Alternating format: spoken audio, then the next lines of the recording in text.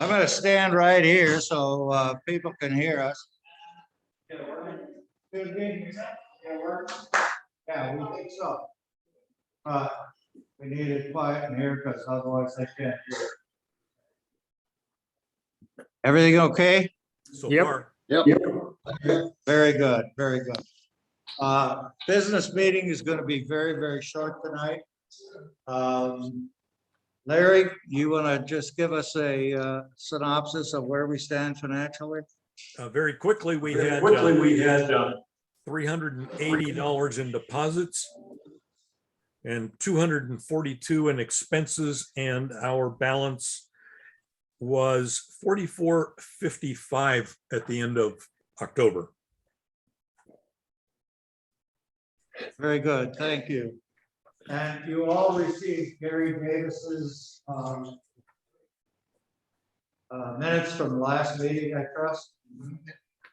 Any corrections or changes that need to be made there? Oh, Reg, Yes. we have 16 paid members for 2022. Okay. And that doesn't include me because I haven't done it. I will. I'm gonna take this off for a minute so you can hear me a little bit. I've got 2 tonight. You'll have a third here. Okay, so we had a few more here tonight. In terms of business, there really is only one pressing issue. And that is the executive committee for next year. And I'd like to say, much as I would like to continue on, given my physical condition and my workload, I'm just not going to be able to do that. So we're really needing somebody to step up. I have 2 nominees in mind, and I'll make them, not tonight, but I'll make them to, I think it was Dan and Mike, who are taking names.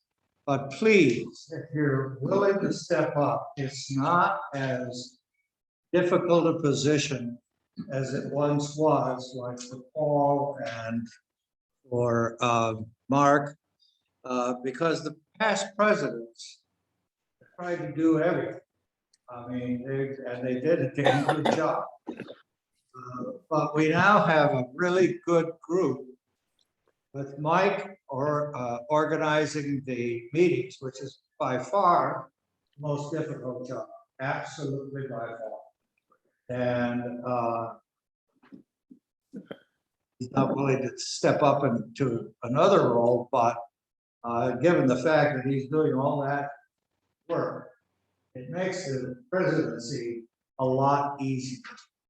One of the other things we do is we hold an executive committee meeting once a quarter. We've fallen a little behind given current circumstances, etc. But I'm still willing to host those meetings. So, you know, putting out all the charcuterie and all this stuff, I'm still willing to act. So you don't have to do that. We have a really good communications director, Jim Hopkins, who has, despite all the difficulties we faced with emails recently, I think we may have a solution that seems to be working.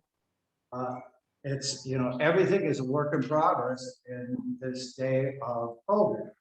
And similarly, with regard to the hybrid situation that we're working with, it's a work in progress.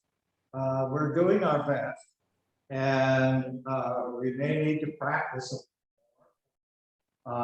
We've got all the equipment. We should be able to do it. So we'll make that happen as well. So the office of president is a titular thing. All that is, you just have to kind of pretend to be running the organization.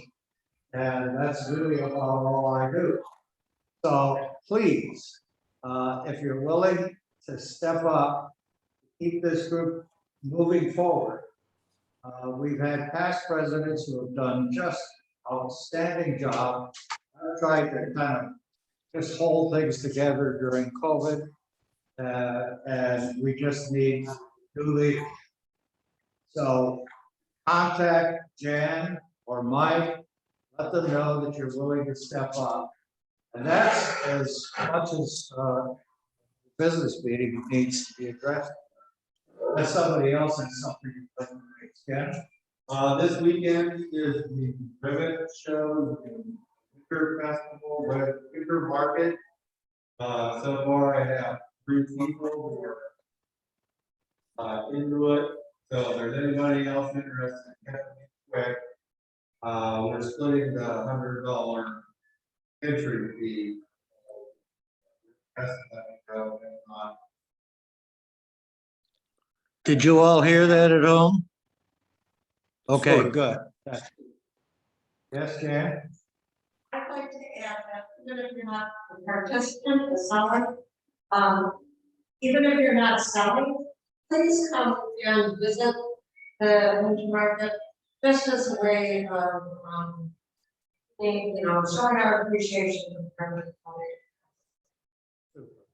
Paul? We had a successful first class at Rivet the last 2 weeks, or the middle weeks of October. We had 3 students in the first class, 1 couldn't make it for the second class. There are now 2 students signed up for a class this month. We'll find out if they have 3 run it sometime next week. Super, that's great, that's great. And if you'll just forward information to me periodically, and I can try to get it out to the entire class. You also have, I was just saying, I'll be working on Saturday, but I have a bunch of spin tops that are turning for the club. If anybody wants to pass them on, they can sell them, put the money towards the club. okay, We'll try to. that'd be super. Somebody who's gonna past 5 years, this is dropping off, down delivery for me. Yeah, we have to.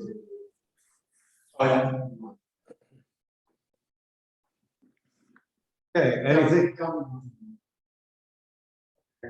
anything else? This is the slide I haven't used myself last week. This is the slide I also haven't used like last week, which is why I haven't been doing that. I'm buying tape. Okay, great. Great. Well, yeah, that goes better. Reg, you Did- may need I'm to- just selling stuff and not selling stuff, and so is, Scott. So we have a lot of representation, even if it's not through that. Reg, you may need to repeat what they say, because I think it's probably not showing up for them in the audience.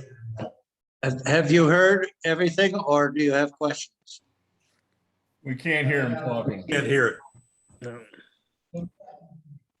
Okay.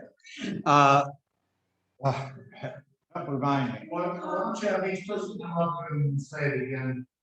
I'm sorry? Why don't you have each person come up and say? Yeah, would you mind, just step up? Just tell them, come to the market, winter market, Saturday and Sunday. Okay, the message from Jan is come to the winter market Saturday and Sunday. And Robert has donated some pieces that the club will make money on, assuming people buy them. And Ken is still organizing all of that. Paul said that the classes are going well. They've had 3 people enrolled. 1 couldn't come last time.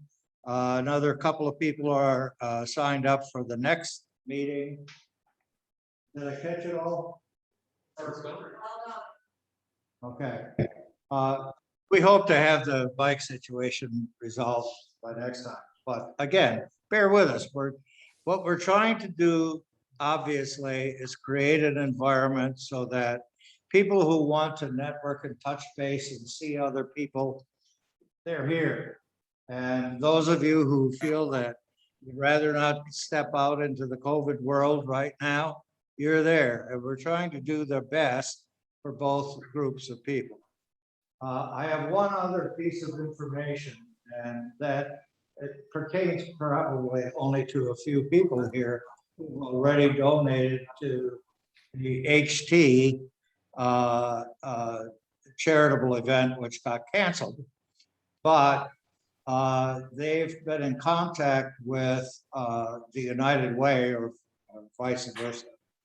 And the HT gets money from the United Way effort. And so I'm asking for that, for those who have already donated, would it be okay to give one of your pieces to the United Way effort? And if anybody else would like to donate, please just drop them off at my house. Okay, anybody else have any information you'd like to share from home? I think it's important that we provide a place where people can safely congregate. And I'm just sorry that I can't be there. I understand. And we've been really grateful to the Rivet because they're providing the space for us to teach. And we're all here tonight in their space. They've been wonderful about that. By the way, the United Way thing will also get us publicity. And I'll try to organize that in such a way so that people know that who they can reach out to and become part of the club. Yes. It's nice to see Mark, and I haven't seen him in a long time. Is he coming in from North Carolina? Yes, he is. Oh, you must have yourself muted, Mark. Mark, you're muted. Oh, okay. It's great to see everyone. I might just add that, I mean, it's unfortunate that COVID happened, obviously. For me, it's great because I can still participate with the club. So it's a great bonus for me. And I just want to give you guys all the credit for actually making this work. I mean, thinking back on how difficult it was for us to even start providing cameras, you know, to be able to show just the group there in the wood shop at the middle school. I mean, you guys have done an incredible job technologically to pull this together and to keep the club together. I just want to say you guys are doing a great job. And I'm just so happy that I can still tune in and be a part of it. So. Thanks, Mark. And that's kind of been Mike's vision, Mike Lebo's vision, because he's participating in a couple of other clubs, and they have joining in their meetings from elsewhere. And so he's really determined to make this happen for us too. Wouldn't it be wonderful if we were able to bring in more people from across the country as well as international? Yeah, absolutely. I might just add that, you know, we have a club here. It's smaller, but you know, unfortunately, when COVID hit, it's just died. It's gone.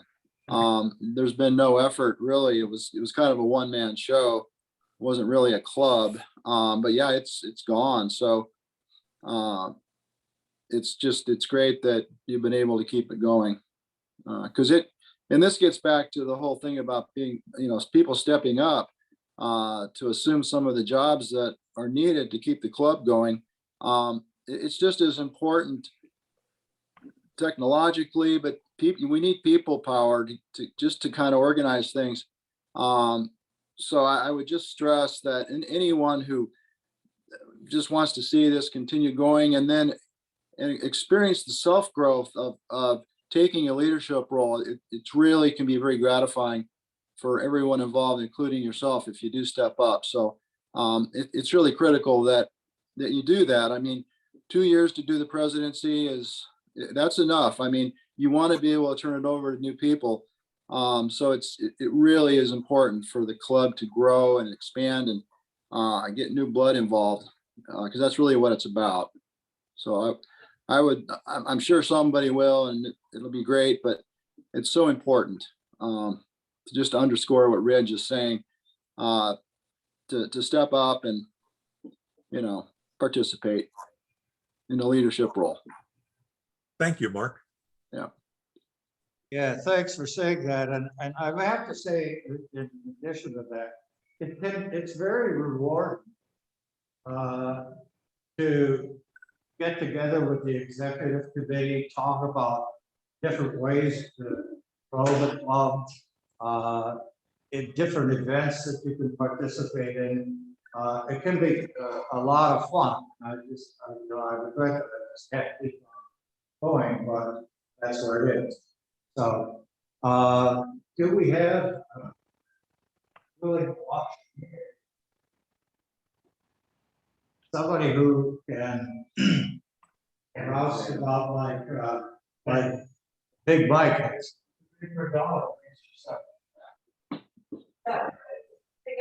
Well, let's see what we have.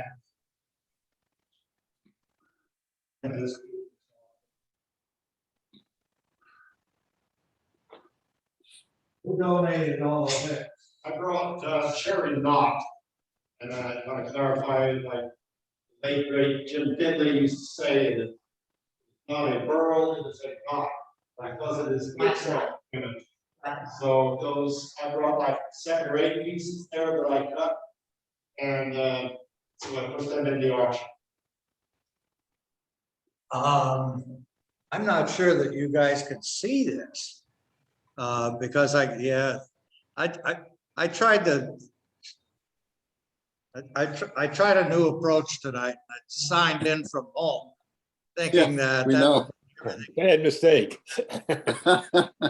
We know, we saw your desk. That didn't work out too well. But we do have some very nice knots here. Cherry knot. Yeah, black cherry? Cherry knot. Black cherry knots, and they are quite nice. And I'll start with getting them. I think the way Mike would do it is he'd pull them all up and he'd say, you know, you bid, and then you can take all of them for that price, or all of them, or some of them, and you decide. So we have a bunch here. It's unfortunate you can't see, but you might want to just jump in anyway, because what the hell?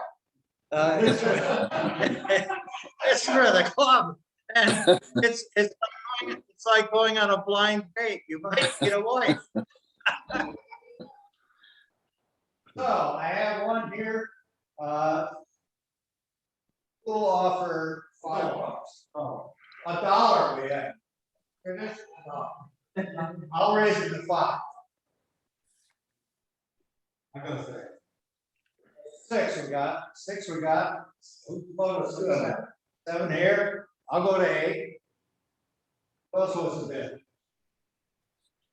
Come on, guys. It's a blind date. What the hell? I don't. I got a promise. She doesn't have buck teeth.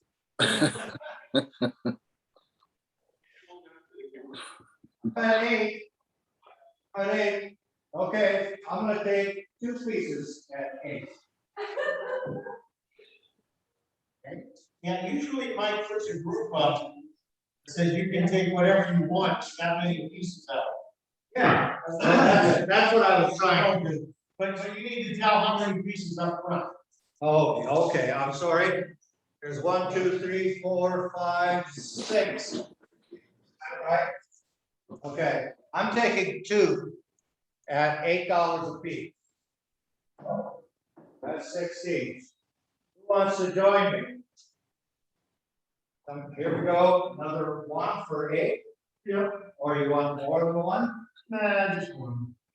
Okay, take your pick. Oh, I didn't want that. That's okay. Who else? $8 we're at. What's that? Oh, yeah.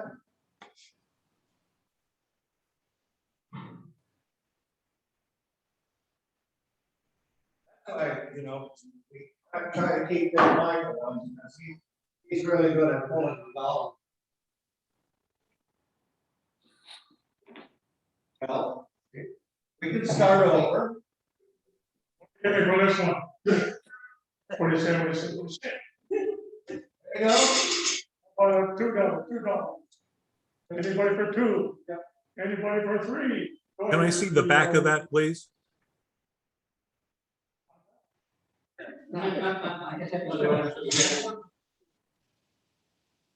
Can I see the back of it? I can light it up. Oh, they can Ah, see. okay.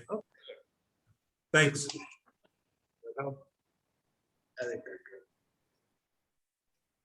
All right, we're at $2 for that one. Three, sorry. $3, $3, go ahead. Who give me more, no, who give me four? Oh, who give me five? Who's that three? I'm four. You're at four. Five. Oh, you're six. What do you say? Hey, we have a new auctioneer. I used to sell five. I'll take a five.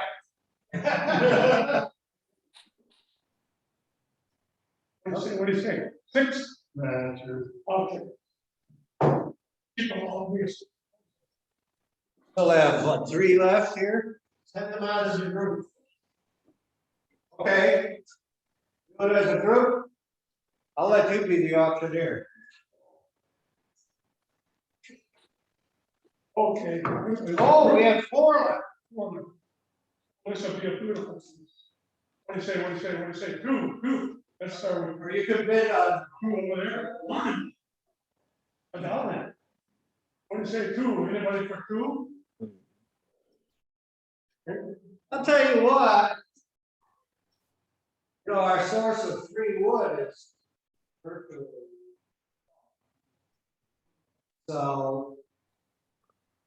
I'll grab whatever you can. Every day get something. What do you say? Anybody? One, who's one? We hear two, do we hear two? Why don't you tell a newcomer what you can do with that? Fill it with epoxy or this. I'm a grease one. I don't know what I. Yeah, I think I would do the epoxy thing of one sort or another. Yeah. Okay, what do we have for this? You got it for box. All right, got 3 pieces left. Who wants to give me $4 for the 3 pieces? Okay, we got it here. How about 5? 3 pieces. 5 going for 6. 6 here. 20 again. That's right. We got $6. $6 going for 7. Anybody 7? Nice pieces. This is a solid one. These are little bottle light.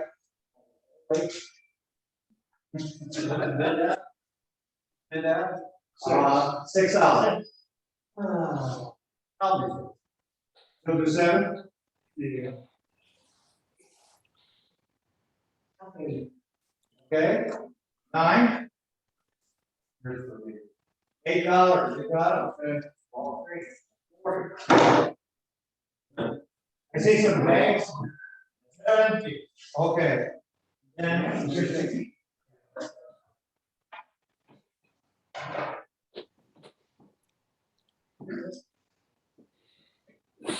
we have a box that is designed for drill bits. And it has some drill bits in it. Give me $5 for this. $5, $5, you got 5.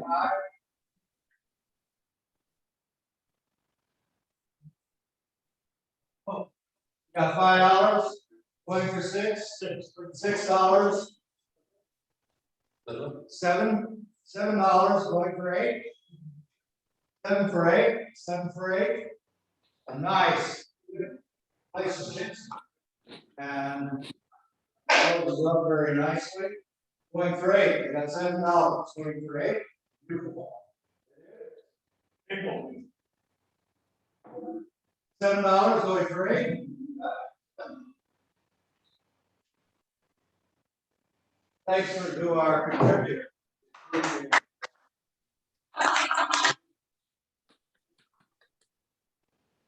Do we have any items to show? Yeah, I have a few here. Would you come up here, please? And then you can show them on the screen here.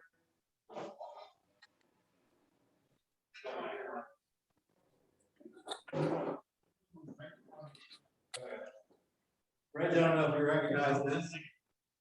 This is my first one. Aha, yes. You see this? Thank you Nice. very much. One. It's a French rolling pin. It's about 18 inches long. It's going, Reg donated the wood to me. And it's headed to Virginia, my sister-in-law, for a Christmas gift. Very nice. So thank you very much. What's it made out of, Ken? What kind of wood was You it? know, Well, there's walnut, maple, and babinga, I think. I think there's some ash. Oh, maybe some ash. Okay. Yeah, or cherry maybe. Yep. That's a beautiful, beautiful piece, and thank you, Reg. You're welcome. Nice. I always do angels. You've all seen that. That's one of my favorite things to do for Christmas. And this one's made out of black knot cherry. Oh, very nice. So that Very one came beautiful. out pretty. One thing you're gonna have to talk to us about. I did How a you- demo on it. Did you do? Yes. It's not But I just can my do it. foot that's not. I can do it. Huh? Yeah, okay, well, it's okay, I'll do that. I also have another ornament, I do Christmas trees too, and this year I did a little bit different one. I had some pencils, colored pencils. And what I did is I put the colored pencils in. Very cool. Yeah, Let me maximize this screen right here, so So I can people in the see. back. Sure. I like looking at the people's face. Whoops. I'm getting Mark. See if Mark can mute. Mark, will you mute, please? Okay, gang, can you see me now? Yeah. Can you hear me? There we go. No, that's, now we got Dan Koza. That'll, Let's take, we can do it a different way. Yeah, let me go over here. And where are we here? There we are. They pin this. Okay. scary, okay, Okay, now you can show. okay, I think you've all seen that, correct? Yep. Okay, That's pretty neat. You, what did you do again? You, so when I first turned it, it was just it was an old baseball bat cut off. Okay, it was just pretty plain wood. So I just had this idea, let's try to get some color into it. I thought, let's just do some pencils. So they're colored pencils. I turned it part way. I got the general shape. I drilled some holes randomly around, and then I put the pencils in, cut them off, rough, and then I took a skew and I shaved them all off. Dan, I got a skew. That's a little skew. About time. that's neat. So that's kind of a fun piece. I also have holes that I did. I'll show these. There you go. There's some bowls, and they're about the size of a quarter.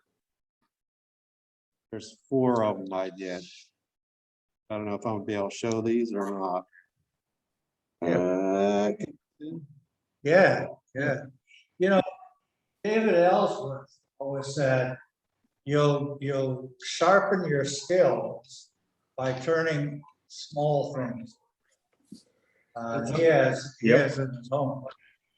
To me, that's the perfect shape bowl. That's what I thought. I had to do it a couple of times. It Just is, like- that's neat. See the little foot on it? Yeah. Oh, you see the little foot? Nicely done. And then I have some fogwood. Everybody knows what that is, found on ground. So, so I'm pretty sure it's in. I'm pretty sure it's folded oak. And I made some Christmas weed pots out of it. I think just about everybody here has seen. So what I liked about it is, it kind of looks like a little brown jug. And the wood on it is spectacular. And I added a couple of rings in the bottom just to give it some detail. Very nice.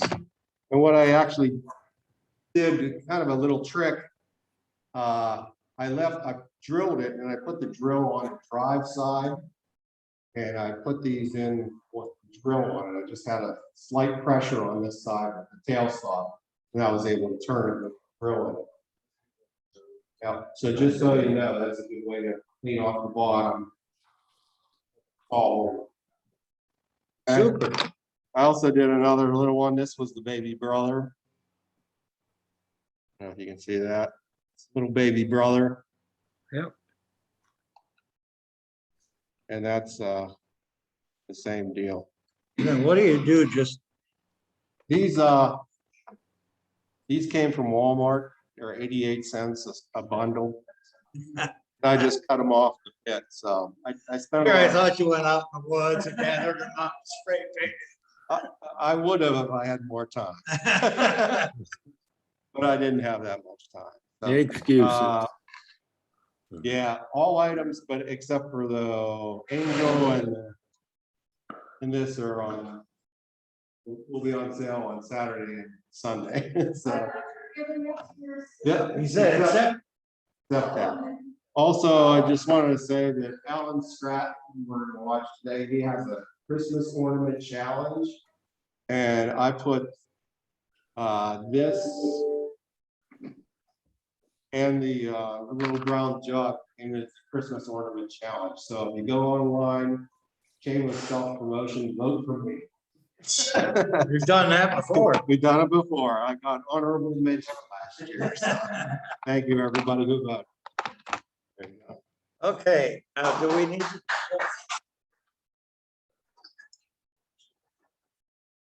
we need to change anything here so that you can still see everything? We're moving over to the video right now. That's good. There's people across the lots. So we gotta get the view back. Just a minute. We're gonna have, isn't it Al Lacer that you're? I can't show it because you signed it. Host disabled participating screen share. You have me turned off on your side. Hang in there, guys. Another little glitch. Red signed in at home and he doesn't have let me do screen sharing. Now, if I sign off. I'm signed in here. We need you to enable screen sharing on my computer. Okay, just take the phone up with you, so it goes.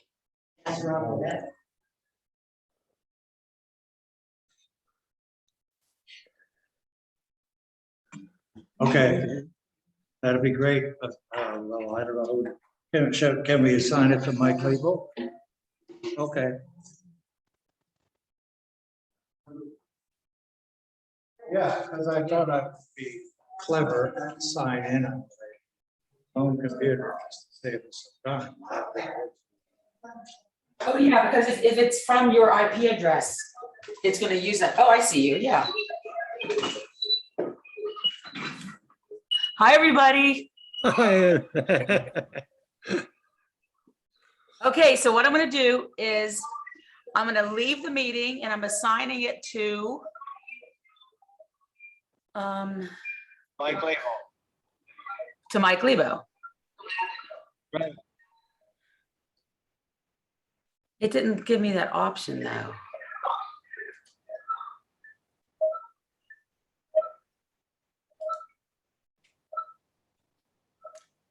It assigned it to somebody. So it assigned it to someone. Anybody else wants to pay dues, I'm collecting $25. Now you just disabled screen sharing?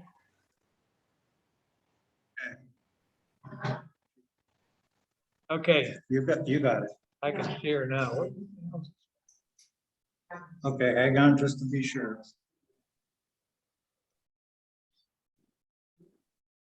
Yeah.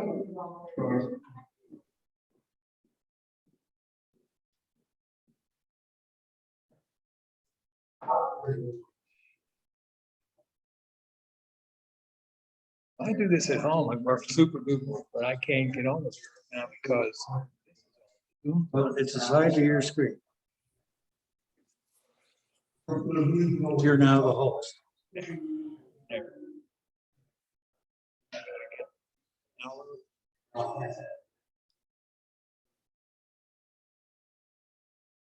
Okay, guys, here we go. Okay, we've got it. Thanks. Booked a cozy Virgo mountain cabin with a kitchen where everyone can chef. Okay, Is anybody afraid of the futures on this one?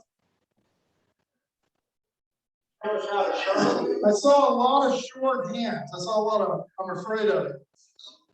Does it hurt you? Or just your self-esteem? Has anybody tried it and it wasn't pleasant? Huh? Yeah. Well, couple things. I got a couple of websites, alanlacer.com, alanlacer.info. Somebody said one of them wasn't working very well today. Sorry. Got a link to my store. I got an online store. A number of years ago here, I had an artificial shoulder put in, and I was out for many, many months. So when you're self-employed, there isn't a lot of income when you're not doing anything. So I built a store with my index finger on my other hand. And this is the remnants of it. That little catalog is part of it. And I can sell a few things, and it's probably a tough place to sell them. But I did bring, I've got a book out, I've got my DVDs, I got my diamond slipstones. I brought in just a few things. But anyway, that's what that is. I teach mainly at Mark Adams School of Woodworking in Indiana. There's several people here that have been there. You've taken classes from me there, of course.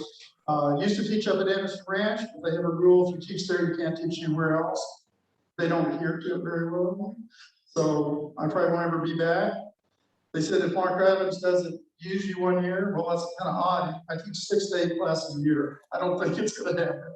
So the catalogs for the Mark Adams School, I've talked pretty much all the schools in America, the major schools, I'd say it's by far the top flight for woodturning. The whole facilities, everything about it. It's just a school in general for woodworking. You don't know anything about it, look at the catalog, take the catalog and go online. Very, very good school. So this is a nice skew chisel. I'm from Oklahoma, but I've been living up in the North Country of Wisconsin for now 20 years. Can't believe it. So in the winter, winters are long. What we do with tools like this, we turn cheese wheel. You see a cheese wheel around, and the shavings are cheese curds. I actually brought cheese curds direct from Wisconsin, and that's what the shavings. People pick them up and they bag them up. But they have wood turners who turn the cheese wheel. They're around, aren't they? See, don't doubt me. Don't doubt me tonight. Okay. So, skew chisel. Somebody said they want to know how to sharpen. I'd say that's the biggest problem of all. When I look at skew chisels of people, they're not sharp, or the profile is goofy, or it's multifaceted, or whatever. So I don't think I could turn good a lot of times. So you got to start there. It's not very sexy stuff, but you got to get that down. You got to nail it. And with a skew chisel, it will perform in direct proportion to how sharp you get it. So I know a lot of you are bowl turners, not bowl turners sharp. I hate to break the news to you. A whole other level of sharpness, but I get it very quickly. Same thing, it's lengthy to do, but you've got to understand what a sharp edge is. I mean, really sharp edge. Right? So that's a good place to start. How to shape it and profile it, and how to get it sharp. And then there's about a dozen cuts you can do with a skew chisel. There's not one cut, there's a dozen. And what I'll do is go through maybe 4 or 5. Okay? But no, full well, there's a lot more to it. At Mark Adams for 3 years in a row, I taught it as a week-long class. How could you teach a week-long class in this chisel? And that's the only tool they get to pick up for a full week. Could you turn for a full week with no other tool? Well, I use other tools. Point was a complete and total immersion. You know what happened last time I tried? Several of them went to Mark and said, this could be 2 weeks.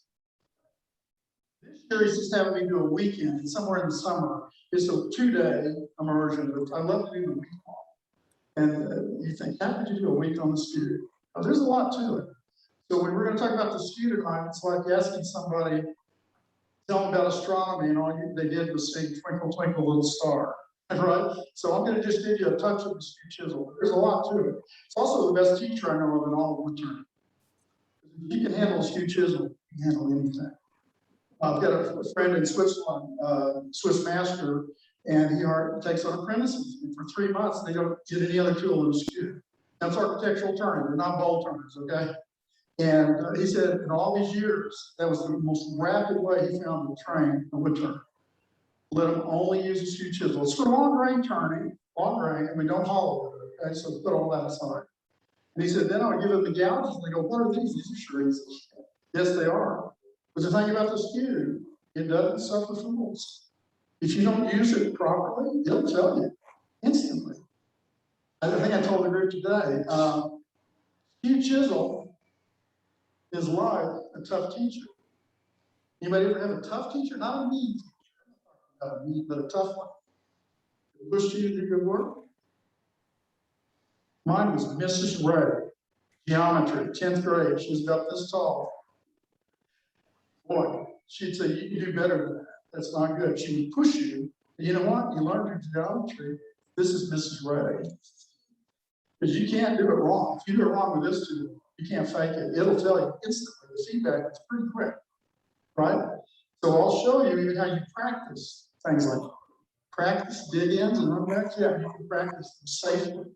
And somebody said they were afraid of it. Well, we can do things in ways to make it where you don't have to be afraid of it at all. We get all the stinging on it. So that's the best way to learn it, where you don't have to be afraid of it. Okay? Let me warm up. I like to do this. I started this many years ago as a warm-up for me. Before I don't care if I was turning bowls, I would start by doing this.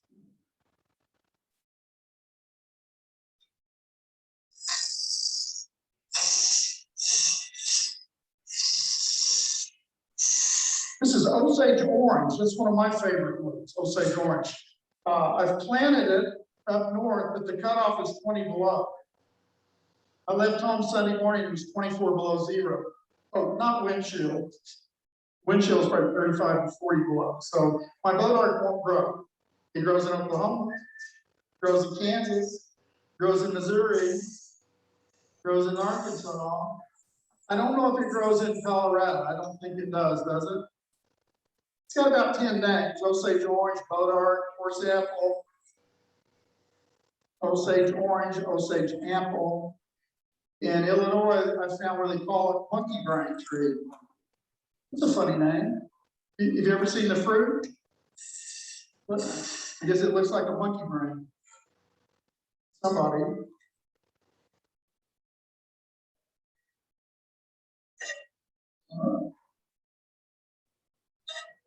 I'm having trouble. So I warm up. Go on.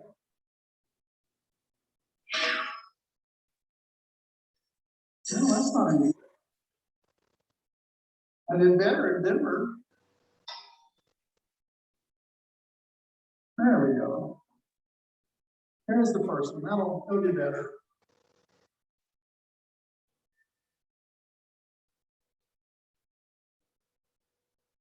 That's not fabulous. Big ones.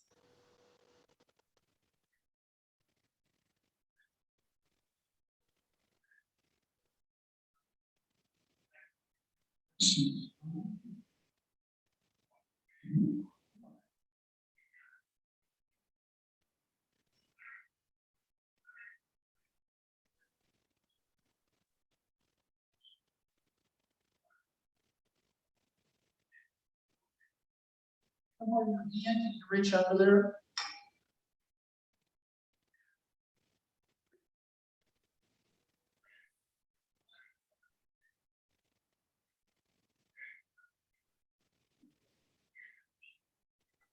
If you spin it.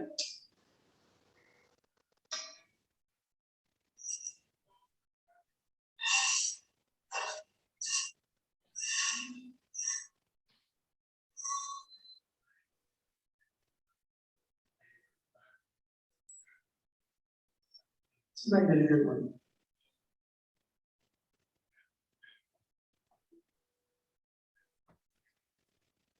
Kind of a myth in wood turning that you need to do miniature work, a little lathe, little tools. This lathe is actually better than a mini lathe, turning miniature work. You know why? It's more stable.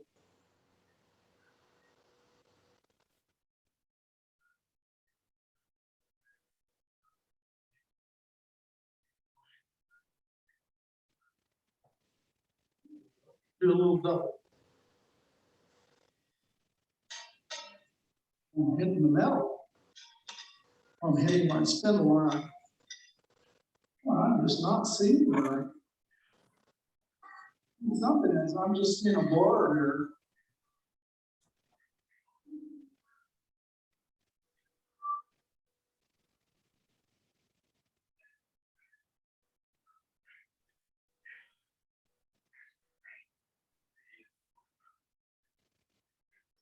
A little better. You ready? Oh, let me hit him with a little bit of, I got 40 grit sandpaper here. No, I know. You have a good top spinner in the group? Larry, where's Larry? Come on up, Larry, show him how to do this, buddy. You want to catch it? You all know Larry? I know it.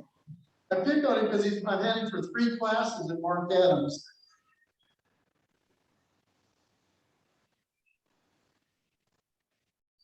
Look at that man. Well, okay. Oh, you know what? I left a little bit of a nib. Didn't I try the other one? Try the other one. That little nib. I really didn't do this one.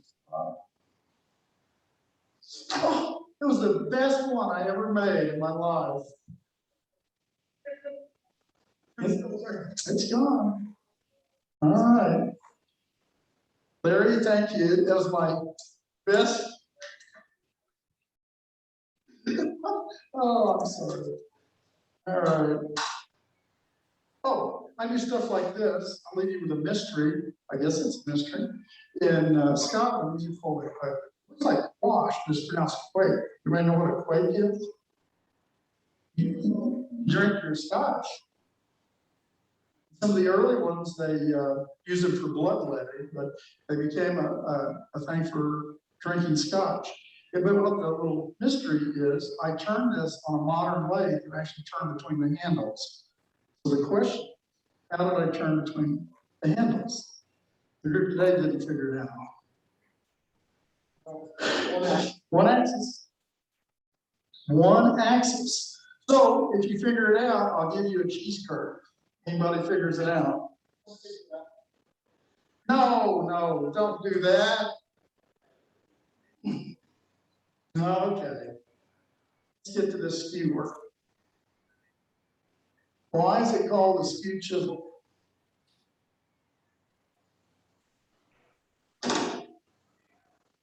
It's called a skew chisel because it's not a straight across chisel, right? But here's a traditional skew chisel. Okay, where do you want me to stand? Right here? That work? Nobody sells a straight across chisel anymore. I think they did when I first started. Find some English companies making them.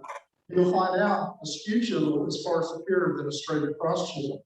You try a straight across chisel, you get a lot more of those fun things called dig-ins and run-backs. So if you cut away some metal like this, it's really a clearance angle. That's what it is. It also, because it's a viewing angle, I can look right over the top and see. But that angle's not arbitrary. You don't have enough of it, you got a set of problems. If you have too much of it, you got another set of problems. So without going into all the reasons why, I'll just tell you, even historically, I find this in old books, old turning tools from long ago, 70 degrees from point to point is very common. And all that is a balance between extremes. So we looked at tools today, when each class, a number of them way off, either no skewness hardly or exaggerated skewness. So try to hit that 70 degrees if you can from point to point. Meaning from long point to short point. I'm going to call it the long point and short point as I turn. For certain cuts, it really depends on which point you leave. Okay, it's very important. Another thing that is important is this angle where it crisscrosses. The machinist would call that the included angle. And I don't do that. I go this way. I take the thickness and multiply it times 1.5, and double length, a lot easier to express the same thing. So if you have a real thin skew, there's a short bevel. If you got a thick skew, it's a long bevel. If you have too short a bevel, what do you think the problem is? What will happen? It's hard to find. This is not a scraper. I'm sorry. A lot of people try to use it. It's going to work by rubbing your bevel most of the time. So you'll have trouble finding your bevel. That causes problems. You also can't get it very sharp. This big included angle, like on a splitting wedge, it's hard to get that very sharp. You can get a straight razor a lot sharper. Why? There's still edges. It is. It's thinner. It'll slice. Removing the wood like a bulldozer, which is a big splitting wedge, essentially. Now, a straight razor would mean we have a very long bevel, but the problem with that is flimsy. If you put it onto the wood, it's either going to bend, break, or do something, but it isn't going to hold up, chatter, at the very least. So we're playing this game of what is the included angle. So what I use, I don't know if you can see this, 1.5 times thickness equals bevel angle, which is the same as bevel length. And it really is bevel length, okay?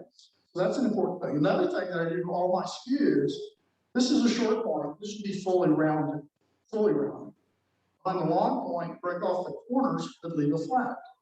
Well, some companies have rounded both sides, or they've left such sharp corners, they'll actually cut flesh. You're not even going to be able to do the first cut I'm going to show you if those corners are that sharp.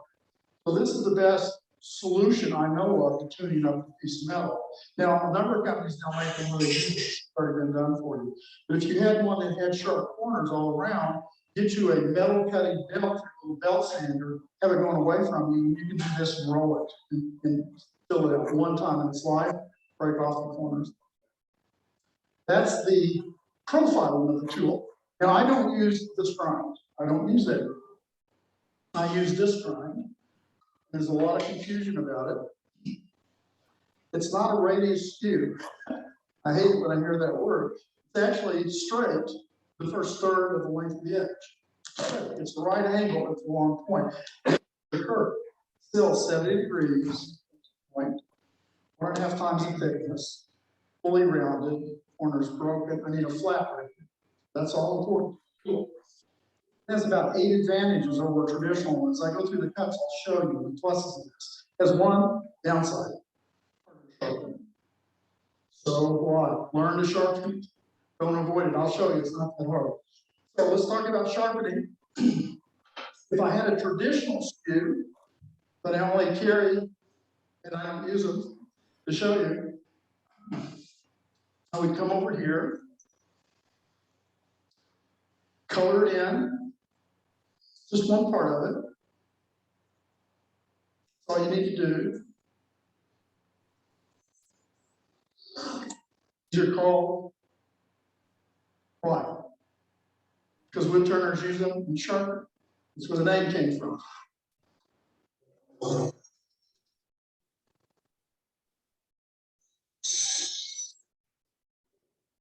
Long.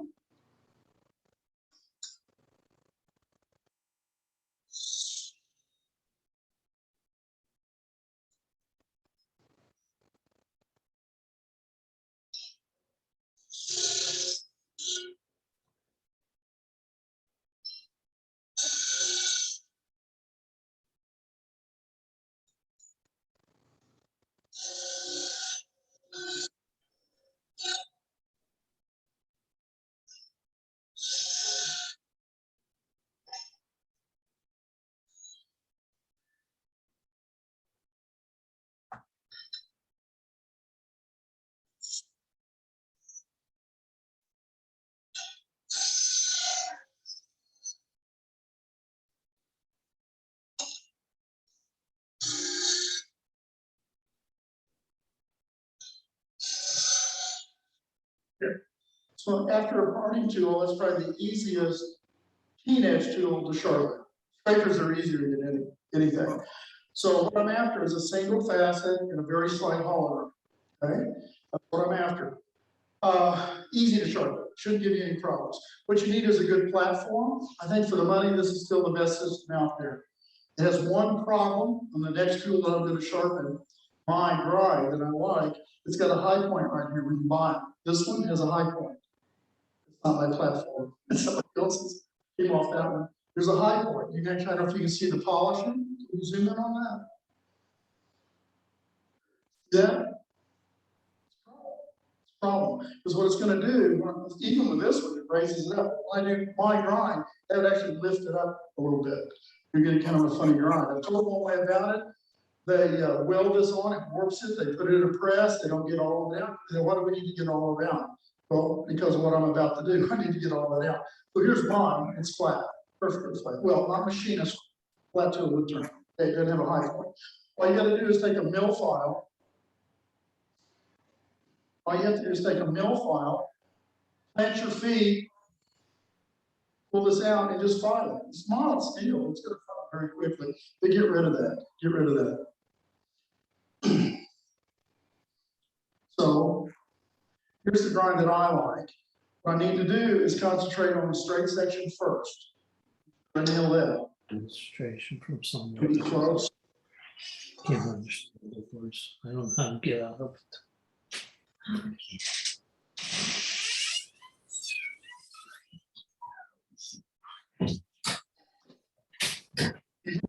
Lengthen, you hit that, you shorten. I'm doing half degrees. If I loosen that to move it, I'll lose my place. You can't loosen that and change it. I'm talking about such minor adjustments, okay? I'll check it. I think I'm there. I'm gonna double check.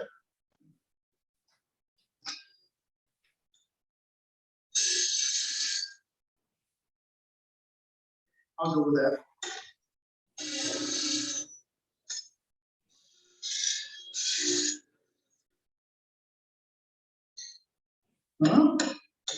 Slightly.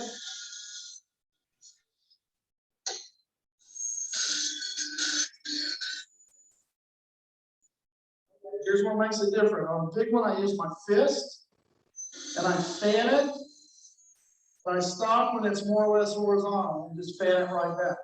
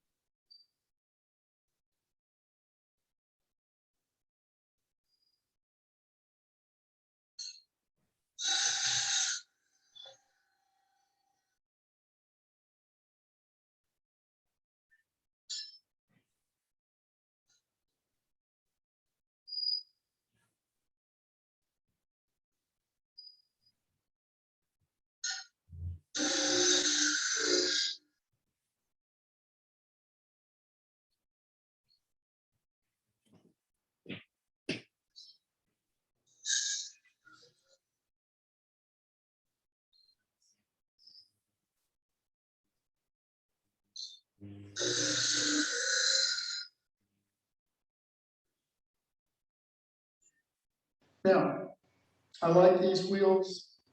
I like everything. Our turnings, there's pluses and minuses. I don't think people talk about the minuses enough. I like it because the radius never changes. What was taking me so long, this was ground on a wheel, ceramic wheel of different radius. So this one stays 8 inches, those wear down. So what I was doing was having to recut. Normally I wouldn't have to. I like the width of it too. I like that big white thing.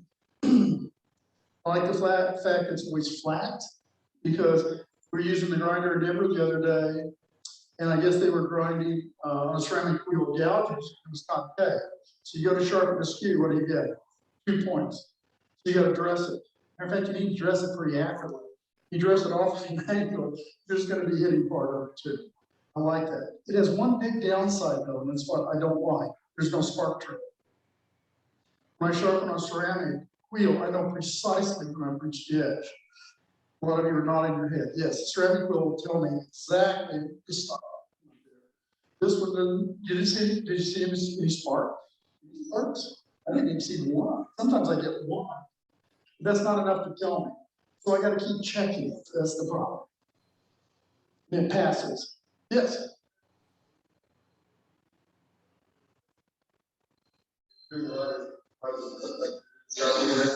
Why?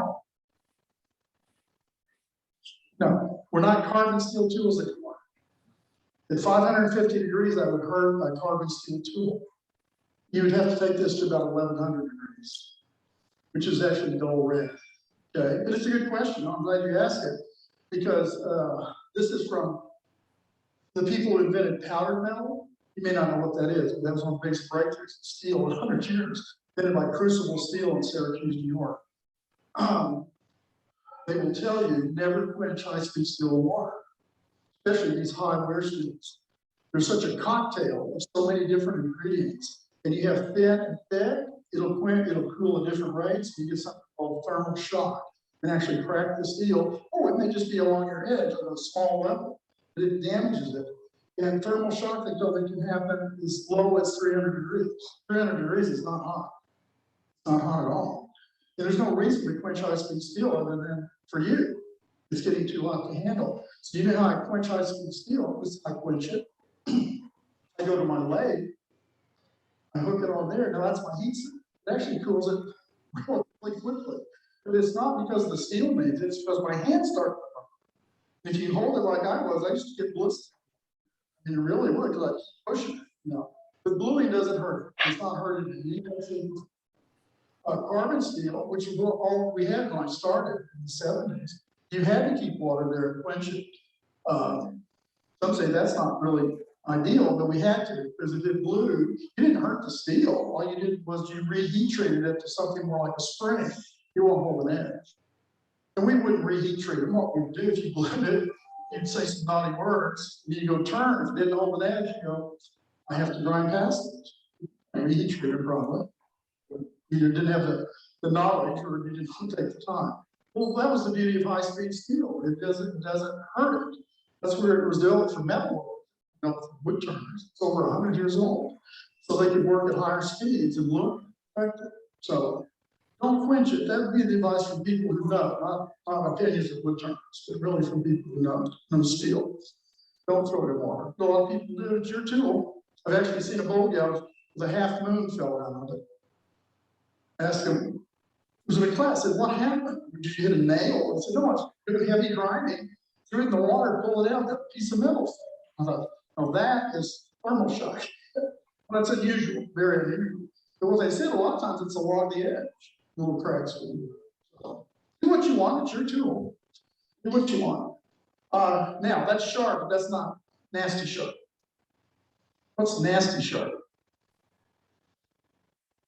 No, that's what I would do, but what does it mean to be nasty sharp, scary sharp? You know what? Well, where did you get that? I think you made that up. Did you hear what he said? Hold it close to the wood and it makes shade. Well, he's close. He's close. Actually, if you take it, scary sharp, when you get somewhere around 1/92 of an inch wide, your skin just opens up and starts bleeding without touching it. It says, I know what's about to happen. So maybe he's right. Maybe he's right about that. No, I've got to get it nasty sharp. Nasty, nasty sharp. Only way you're going to do that is by home. This is powdered metal M4. It's got vanadium carbides in it that are much harder than your Grandcaptain's hard Arkansas. So I watched the whole field go from carbon steel to high-speed steel and watching people make fun of homing because it wouldn't do anything. They wouldn't have a diamond. They'd have Arkansas stone and India stone or something. And so homing really died out in the field. I watched the whole process. It wasn't because homing was bad. It's like the homes didn't change with the steel. If you want to hone this, there's only two materials that will really hone it, diamond and CBN. CBN, there are homes now in CBN, but it's still only about half as hard as diamond, so why mess with it? I'd rather go all the way up to diamond. And there's cheap diamond, there's $6 diamond homes, there's $200. But I need to hone this with diamond, let your budget decide. Then you hone. Matter of fact, if you don't do this right, you know what you'll do? You'll make it dull. I've even had professionals tell me when they hone their tool, it's worse. Well, guess what? You're rolling the edge. All it takes is 1 or 2 degrees and you'll roll the edge. I started as a carver. As a carver, we put our stones down. We work like this.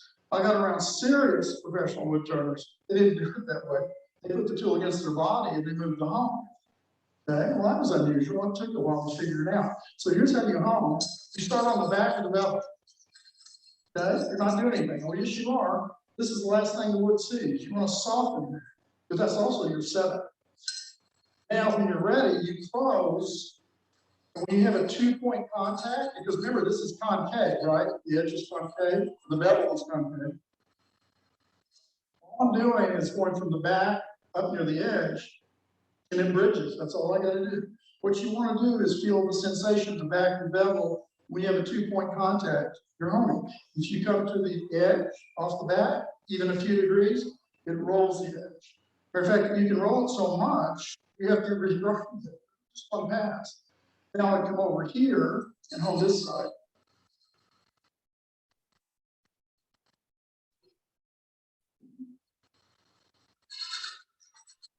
Just feel, there's nothing to see. There's nothing to look at. You're going to feel. Some people do better in learning of putting the tool down. Have a workbench with holes in it. You don't want this to scoot on you. You can get cut and do it like this, where it's very stable, like that. I've just done it so long, I just put it against my body. It's one reason I like long handles too. I put it against my body and hold it. So this edge is not one edge, it's 4 edges. This face has its own geometry. That has its own geometry. It's very weird, but sometimes it's sharper this way than that way. You know, that doesn't make any sense. It's the same edge. No, it's really not. It's got its own geometry.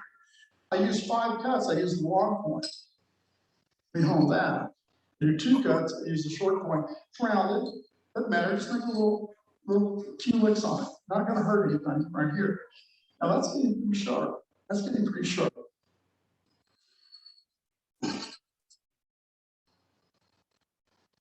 But I should have asked the $1 million question. When you go to your shop and you pick up a tool, how do you know if you use it, grind it, or hone it? If you read my demo the other night, don't answer. How do you know? That's true of any tool you pick up. Do I use it? Do I grind it? Or do I hone it? How would you know? Anybody out there?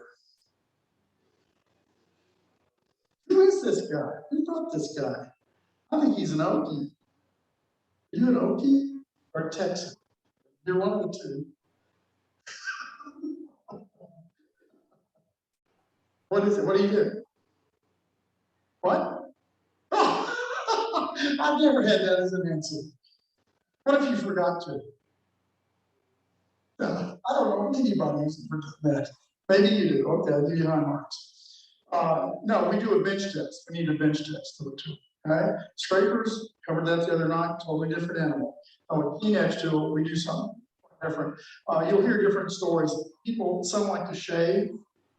Not very good technique.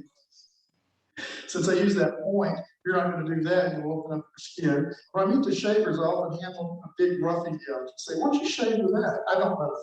They'll cut a trough. There's the fingernail people, not so good. The doctor said you can open up the thumbnail or whatever nail to fungal infection. I don't think you want that. I had a carver tell me recently what she does. She cuts into her thumb a little bit. If it bleeds but doesn't hurt, that's sharp. I don't think any of these are any good. So what does that appear to be? And if you had me, you know these things. This is called a light train, or I like to call it my reverse flashlight. It doesn't send light out, it actually sucks up light. Is there such a thing as a reverse flashlight? You just need one. It looks black. To be honest with you, there's no black on this metal. These are bauxite. Really black, not black at all. But the theory says if you put enough sharp edges at a certain level of thinness, and that's what sharpness is and dullness is thickness for us. If you put enough together, it becomes a light track. It doesn't reflect any light at all. No matter which way you present it, it's sucking up the light. We're going to use the same concept. You need a good light. You need a worse likes to see it in the diffusing light. And I'm having trouble seeing, to be honest with you right here. I get it in the light. I got to move it through the light. The best thing is a light at your leg and one at your grinder. When I'm grinding, I'm tilting it towards there all the time because it will tell me if I've missed the place. And what you're looking for is whiteness. Whiteness is reflection. This is the Zen of sharpening. Actually, you can't see sharpness. You can see dullness. So what I'm looking for is black. Now, I can get it sharper than black, just basic black. But I'm just saying that's a bench test. That's a bench test, okay? In time, you'll know when you need to grind and when you need to hone. My rule of honing, if I can't hone this in under 30 seconds, well, I give it a minute. If I can't hone this in under a minute, go to the grind, okay? When I'm working, it's very fast, usually under 30 seconds. If I feel, well, I'm gonna try to hone that in this condition, give up, go to the grinder. 600. As a carver, people used to brag about how many different grits they had. I've got water stones that go up to 80,000 or whatever. I got around serious turners, no, they have one grit. You kind of pick a grit that is, has a good stock removal, but also produces a fine enough edge. And I've made homes for many years. I've let people try all different grits, and we all kind of came right back to around 600 is a nice balance. A turner doesn't need a 1200 or 2000 because of how much wood we remove. Okay. He's sharp. I think he's sharp. Is lathe friendly? I think it is. Anybody want to have me do a little surgery on you? The tool rest has to be friendly. Yes. Oh. Where do you go? No, I mean, if he gets locked up, where do you go? I don't know. That's they really lock you in? They really will. That's not good. I guess that learns you. That's right. So it's you. Oh my gosh. You still a rebel? Still a rebel always been? I'll park where I was. Okay. Okay, I think I lost my train of thought. I don't think I did. We need the tool rest to be clean.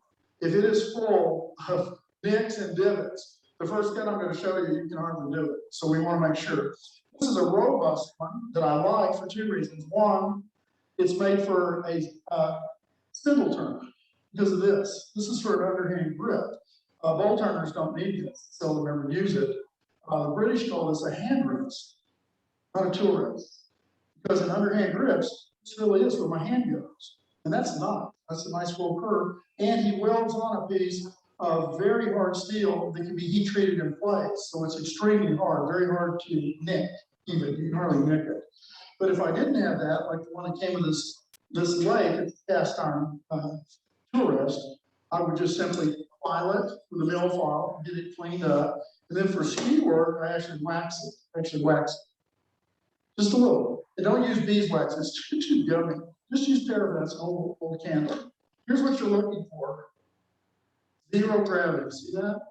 It floats. I mean, I don't feel any kind of resistance from the rest. We had mini lathes today and didn't realize it. The rest is so poorly designed. When you're doing the first cut, you're not hitting up here. You're hitting at the back of the wrist because of the way it's designed. And some of those are rough castings and they were having trouble making the cut. And all it turned out was it was the goofy design of the tool rest. This is important. Doesn't seem like an important thing. Is it just a fulcrum? No, it's a lot more than just a fulcrum. Okay.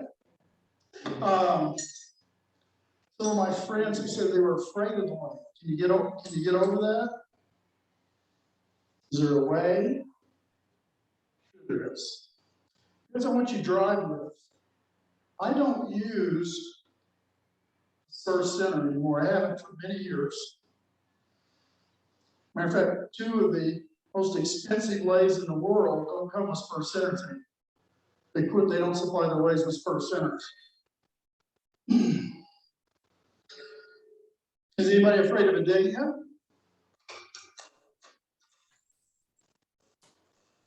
I don't have to be. I'm controlling this by how much drive I use.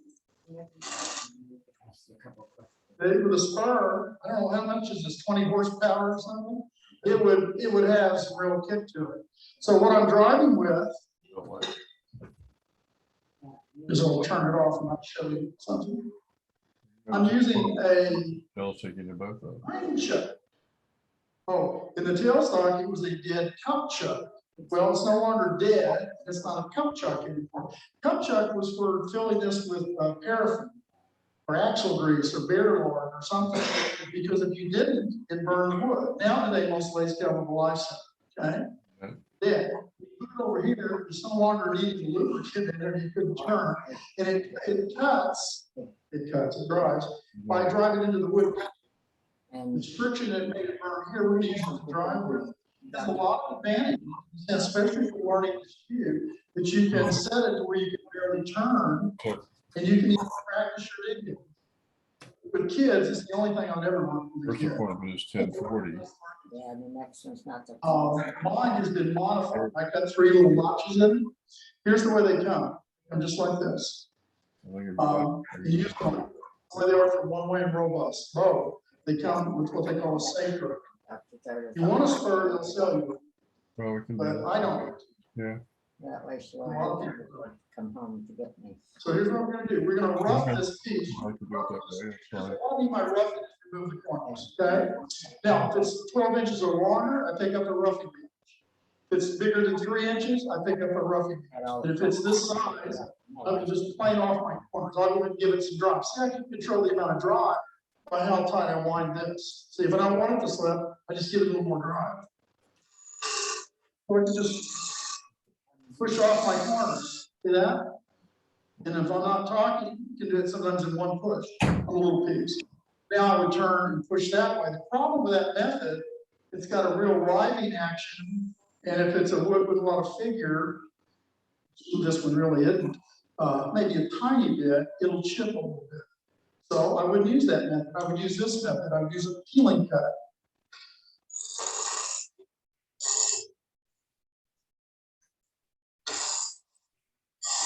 The beauty of this is there is no ribbing action, there's no split wood. It's fuzzy, it's not as fine as what I'm going to be able to get here. I get 0 chip out. The piece of wood will tell you.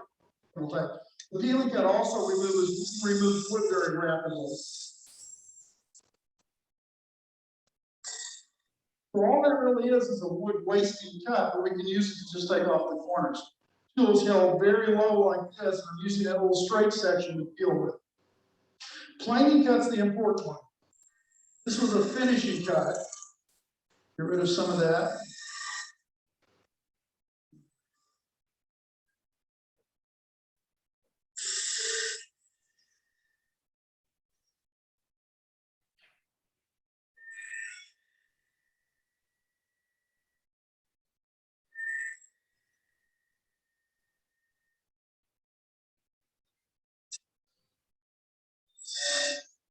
Show you something here.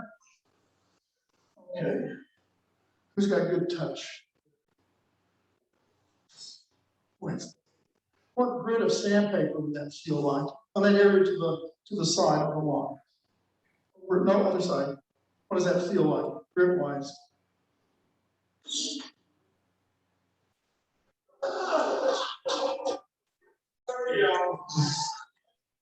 Hold this, I'm gonna run on it. 220, pass it to somebody else. Don't let him have any cheese curds. Don't let him have any cheese curds.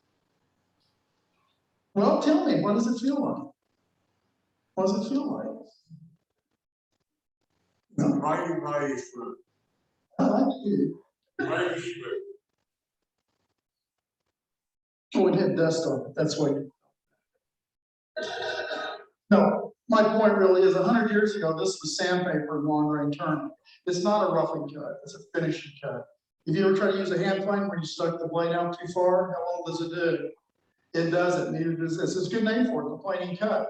But if you stick it out too far, it chops through the wood. It's controlled splitting, isn't it, at that point? No, it's for finishing off. You might have done a lot of your work with a gouge, chase it with a skew, the planing cut.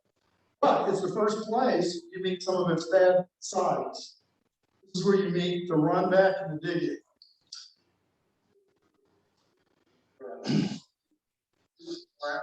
No, no, even when I rough, I know it's hard to see. Here's what it is. Does this help? It's up, my fingers are to it, it's up. No, I'll do that. Why don't I do it towards the camera? See that? It's not flat on the wrist. That won't be as good a cut. It's up like this. You always go to the tool rest, then go to your bevel, and then that's the cut. Notice the shading's coming off too, tell you it's probably a pretty good cut. Also tells me it's a sharp tool. Now, here's a run back. This is the most common problem with a skew. Everybody's afraid of the dig in, but this is far more common. You're coming along, and it does that. Or if you're going this way, it'll do that. Or it happens, you're gonna come up, I just want to turn right here, and does it like that. That's not a dig in, that's a run back, runs backwards. And there's only one cause of that. Anybody know what it is? Bevel. How long? 1/4 of a nanosecond. How long is that? Not very long. No, if you lose the bevel on this, oh, that's actually kind of pretty. There's some wood turners I know we call that surface design, surface texture. I know how they do it now. I wondered. Yeah, well, that is kind of pretty good. All right. No, tool rest, bevel, cut. If you raise it a couple more degrees, it'll just run right back on you. So here's the problem. You can't see it. It's possible to see. I call it the door hinge angle. Behaves just like a door hinge.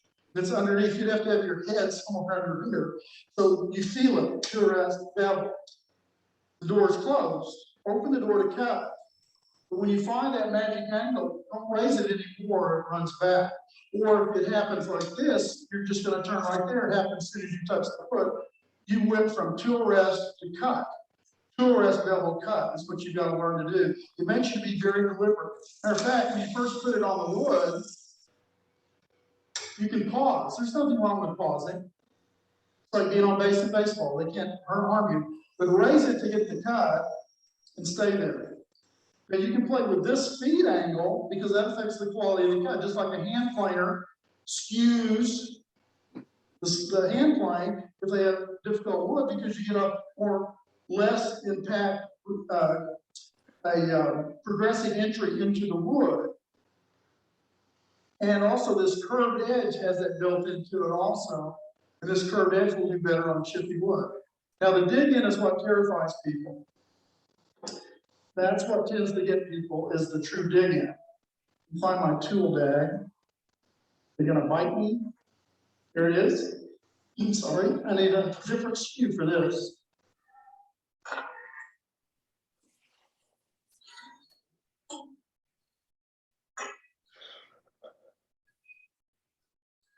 Well, that's straight. Of course, it'd be down here too.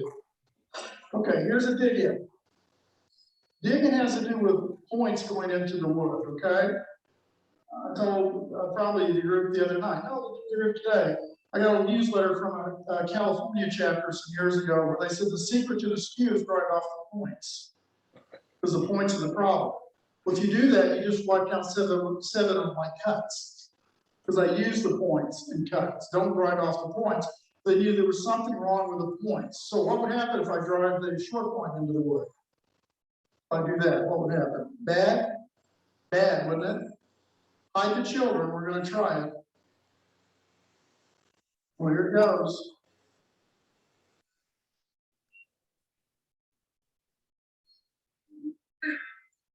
That wasn't so bad, was it? Matter of fact, if there was a detail right there, I would actually use the point, go right up to it, kiss the detail. That's not gonna hurt you. Matter of fact, you can even play with it, barely hooked in. Sorry, there you go. There's our 220 grit surface. No, I mean, it'll actually do a pretty nice job, but we don't normally lead with it. We don't normally, because here's what happens if you go too deep with a point. It'll rag up the fibers, so we don't normally lead with it. So what we lead with, above the short point, but stay out of the upper 1/3. Because here's a dig in. This is a classic dig in. There's an axis to the skew, go right through the middle of it. When I present the tool like this, the lower half is supported by the force of the leg. When I come above it, it's like a teeter-totter action, and it will progressively lose support to where when you get to about the upper third, here's what it does. Right there, it's twitchy. You get to stop it. Need a little more. There, see that? That's a classic dig-in. See that? Now, if you had a piece of hard maple, a spur center, and 2,000 RPM, you'd feel like you just been kicked through the field goal post, right? No, it has a kick to it. It really does. It's violent. It's not going to hurt you probably. That's going to scare the dickens out of you. But when you come back to use it, because most of you wouldn't give up after one time. Looking at this crowd, what would you do? You'd come back and try it again, wouldn't you? Does it again and again. After about the fourth time, you know what you look like? Somebody tried to rebait a set mousetrap. Could you put cheese on the pan of a set mousetrap? Because you know what it's going to do, don't you? It's going to get you. That's the way you approach your turning. You'll understand what causes the dig-in. Understand what causes it and how to avoid it. You should get dig-ins. You may go to sleep at the wheel occasionally, but generally, run backs, even the best of us get them occasionally. But a dig-in, you should learn to avoid them. So how do you avoid them? Don't say don't use the skew. That doesn't count. That is not the correct answer. So how do you avoid a dig-in with the skew? You what? I actually do. I have people practice it in the classes with these kind of centers, right? And just practice it. Take the pressure off. To see where is, I call it the tip point. Where is it that it tips over? And I think you'll find it's somewhere in that upper 1/3. Let me really slip it. Oh, come on. I'm using a modified one. It's giving me more drive than I actually want. There. Just get them out of your system. What the heck? Go for more power. Make it a little more high. See that? That's fun. See, I have a theory. I'm a determinist. On the day you were born, the book was already written on you. It says he's going to have 283 dig-ins. And if you do it here, it comes off the list. It has to. It's math. It's math, right? So just get them out of your system. Get over it. And you will understand how to avoid it. But there's more. There's more ways to do it. Practice it. Does the size of the skew have any bearing on dig-ins? Here's a 1/4 inch. 1/4 inch. Can we plane with a 1/4 inch skew? Roughly does. Okay, how much of it is usable into a wooded dig-in? It's only a 1/4 inch wide. I don't normally lead with a short point, so it'll come above the short point. Stay out of the upper third. What's left? Do the math. Huh? You might push an 8, I doubt it. So why would you ever own a 1/4 inch skew? Miniature? Do miniature? Is that what you need? You don't need miniature. I only own one to show you why I would not. I think I'm confused, aren't I? No, if I was going to do an 8 pin, use that one. Use that one. To show you a dig-in, I went to this one. You know why? Because if I still had this one, how could I have gotten the dig-in? I couldn't. I'd have to have something almost stand on my head. So here's the rule of planning. Use the biggest skew you have. Now, for me, a big skew is 1 3/8. 1 1/4 to 1.5 inches is a lovely window to find a skew in. I need another one. I need one that's about 1/2 to 5/8. There's a place for this. If you really push me, I probably use this 80% of the time. Big one. I don't have 10 skews all in between. I found I just need 2. With two, I can do everything from miniature to porch column. I don't need more than that. So you don't think you gotta go out and buy 12 skews of every, what, 1/8 inch increments or something? No. One other thing I just thought of. What advantage does this grind have over a traditional grind in terms of dig-ins? See any advantage? Let me hold still, I forget everything. What's happened to the trailing point? Where'd it go? Down and back. If I was a machinist, I'd say that is a tremendously greater clearance angle. It's the trailing part of the tool that bites you, not the leading part. That's true of bowl gouges, everything, bowl gouges. So that. This one doesn't tell you where to cut. This one tells you where to cut. Tells you where to cut. Yeah. You cut where this is curved, you cannot get it in you. I think that's the origin of the grind. I didn't. And I think that's the origin of it. You can go to sleep at the wheel. If you know to cut in the curve, you cannot get it in you. Can you get a run back? Absolutely, absolutely, but you cannot get it in you.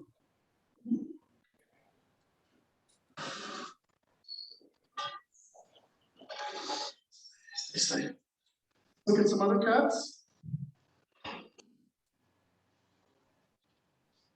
I haven't turned aspen in 100 years. It's pretty nice. I don't think it's my favorite wood of all time. I think it's better than I would have thought. But it is. I'll tell you this why I like it. For learning purposes, a softer wood is very, very good. Alder, or my favorite, I usually use in most schools and things, is poplar, yellow poplar. Where I live, it's about the cheapest hardwood you can buy. It seldom ever has a knot. You buy it in the rough, it's extremely reasonable. You get a lot of practice time from it. It's not a junk wood. We actually use it for things like even porch columns and paint grade furniture. It's not a junk wood. But it's a good one because the softer the wood, the sharper the tool has to be to really cut it cleanly. It's a very good practice, but I think aspen can be too. I don't know how you get dry aspen. Don't learn in green wood for this. In bolt turning, I would advise that, but it does, because most of the projects we make are not in green wood. They're actually drier. So you'll fool yourself. Green wood cuts easier.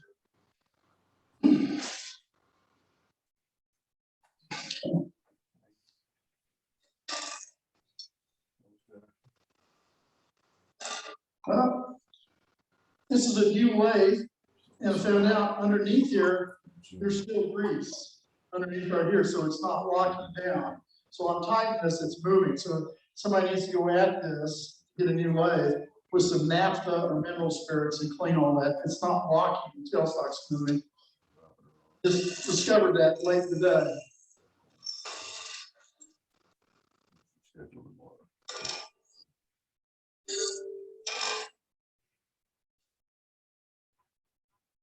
Okay.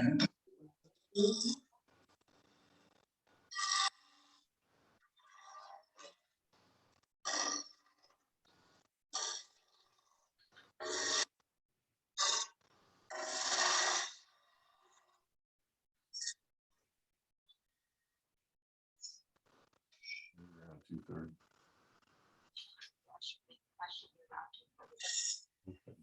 That really does turn nicely. Okay. So there's a whole family of cuts that we do with a long point, not the cutting edge, with a long point.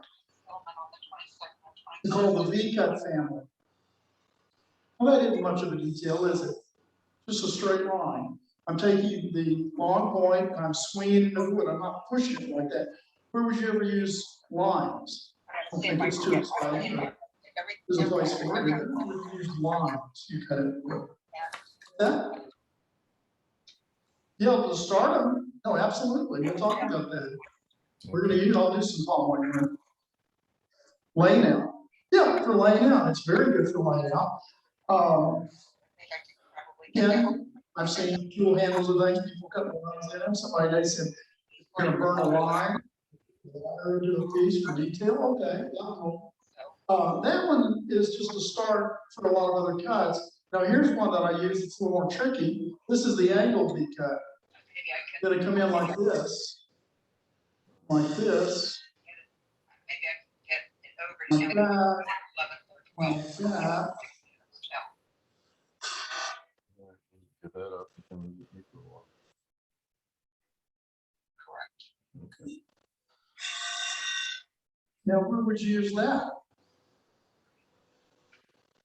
So what I did, I angled. I came up on a corner and I angled it. So we get rid of that fluff. So you don't need the fluff. It doesn't really affect anything. Okay. Even if you were terrified with a skew to roll that as a V, you've actually got clean layout, there's no torn grain. I've already turned away about a third of the bead. So it's far better. When I show you how to do a bead, this is how I would lay it out. Okay, there's another piece. I do this in a lot of my work, and I'll show you a couple of my pieces of work. See if you go on up to here. Okay,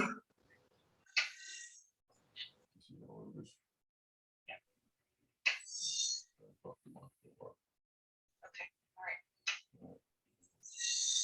Talk to you around 2:30. Okay. Okay, now I'm going to plane for the short point.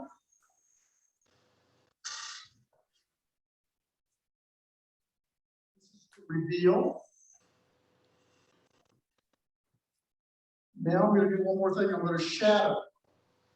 I'll teach a class this summer at Mark Adams called Wood Turning for Furniture Makers. And I bring in some machine turn pieces, and I bring in hand turn pieces. What do you think you would notice? Even if it's a $2 million machine, it lacks something. There's something missing. What do you think's missing? Go to Home Depot. Yeah. It's the crispness of the details. And if I shadow this, I'm going to come in and slightly undercut it. You see a little shadow.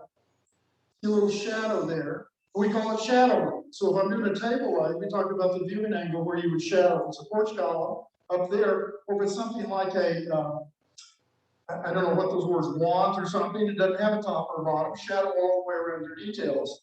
And then what I would do is come in here with a little bit of sandpaper, always get a tiny bit of crowning. But anyway, what did we make? What we got?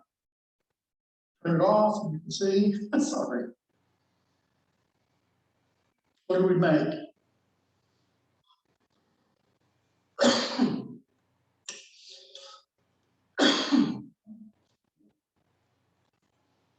What is it? What is it?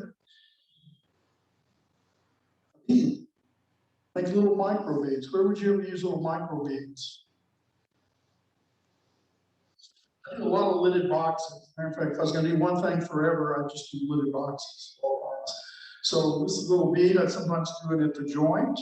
Sometimes I do one, sometimes I do two. Here's a little end grain bowl. If you want to do detailing like this, don't do a face grain bowl, do an end grain bowl. It sits on a micro bead. It has a bead here and a little bead on top. These are all little beads. And that's actually a box. Those glasses. Anyway, those are, I'd still call those micro beads. I do a lot of awls. I like awls. I do the metal work too. So right here is a little micro bead right in that area. So why would you do detailing like that? The advantage, purpose. Help anytime?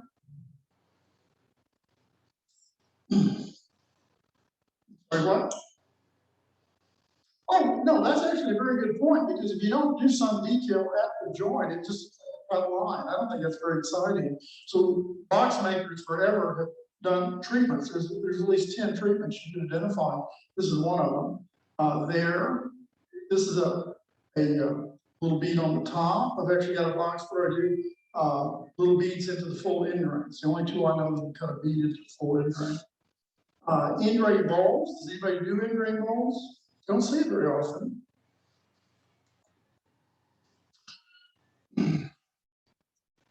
Very small. And what they do in architectural turning and furniture turning, the Greeks helped us on that. Fillets and quirks and little details, what they are, their punctuation between different elements. There's a little micro bead that separates this from that, and it adds some interest to it.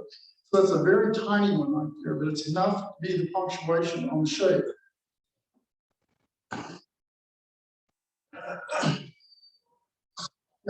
And the shadowing, because I'm doing it on a little piece, we do it on big pieces too. It doesn't matter what the scale is. But shadowing creates a little shadow with that slight undercut is also what it's going to do is make it look more three-dimensional. It's going to give a fullness to it. Does that make sense? Otherwise, it just likes, well, what is that? You don't want people to guess what is that. That slight little tuck on it under gives it a little more of a three-dimensional look to the piece. I think it's very important. Now, one of the most important cuts of all of the skew is how you face off the wood. oh, you know what, I should do this with a parting tool.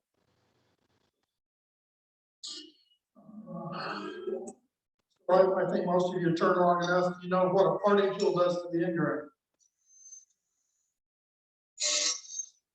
My parting tool is sharp. You look at the end. Can you see it? Isn't that pretty? Yeah. So you sandpaper people, would you sand that out? Think you would get it all out? It's, what's going to happen? You're going to give up after a while. If you put finish on it, it'll scream, right? Well, I have a pretty boring life. I don't have much excitement in my life. So here's what I noticed long ago. When I use the skew and do a feeling cut, what does it do? Looks just the same. Doesn't the wood know that's the skew chisel? Should just give up. Like he said, get close to it, it cuts beautifully. No, I think what's interesting, the part of the skew that did that is going to be the part of the skew. The long point when it came across there, just like the parting tool, is a scraping angle and tears the end grain off. So here's the shoulder cut. I usually tell people if you're only going to master one cut with the skew, master this one.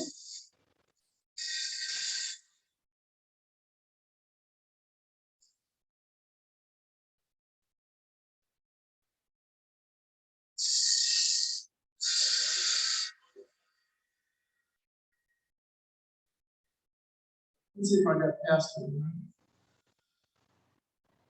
Okay. Now what kind of surface? Can you tell?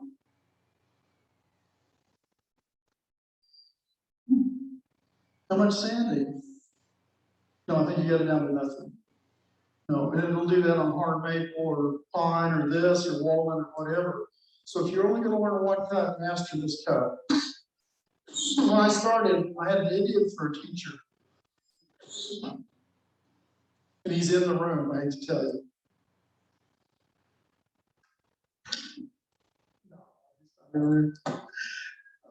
It was me. We're both, this is a good friend of mine from Oklahoma. And there were 3 turning shops in our area, and none of them did any hand turning. They had these crude automated lathe turning devices made from a metal lathe and a saw blade. Think about it. It was, and they did all their detail work with floor sanding paper. So if you went in there and asked them, how do you use a skew? We have no idea how to use a skew. So what was your only other choice? Learn by yourself and leave. There were no videos, the books were horrible. And this one probably took me at least 9 months to learn this cut on my own, because if you do it wrong, it's a violent failure that comes with this one. So you don't have to go through it that long. Here's what you do. First thing you realize is a finishing cut. I can't remove our leading work. But what I'm doing, I'm trading turning time for sanding time. So don't get in too big a hurry. Because if you would agree, if you have that much torn end grain, you're not going to sand it all out. Or you'll give up what will happen. And because you have to get past all, even the good wood, and get to the bottom of the deepest piece of tear out. So you can't take much wood. Matter of fact, if you try to take much wood, it'll just stall. You can't even push it through it. If you feel much resistance, you better back off and divide it by 2, because it's going to break off the fibers. So let's see how much wood I can take. That's a little heavy. I can do that. Okay. What is that, a 16? Yeah, let's divide that in half. Let's divide that. Okay, there we go. Well, now that feels nice. How wide is that? Can you tell? That feels nice. It should just sail through it. If it doesn't sail through it, you're taking too much wood. But here's the real secret to it. You have to line up the point of the back of the bevel at a right angle to the axis of the blade. Okay? You have to do this. If you have it like this, as you go down, it's going to start cutting the diagonal. That's what it'll do. Okay? I don't want to undercut it either. I'm actually trying to go for a right angle cut. So I need to line it up. But once I get into the cut, I need to do something. There it is. I need to twist it away from the shoulder. Yeah, I'm taking a little too much. Back off. I'm taking too much wood. There we go. And when I can it away, there's a little black V that develops. I watch that. Normally I watch up here, not so with this cut. Here's the paradox. The more you open it up, the worse the cut. The smaller it is, the better the cut, but the closer you are to complete disaster. What does disaster look like? Here's what it looks like.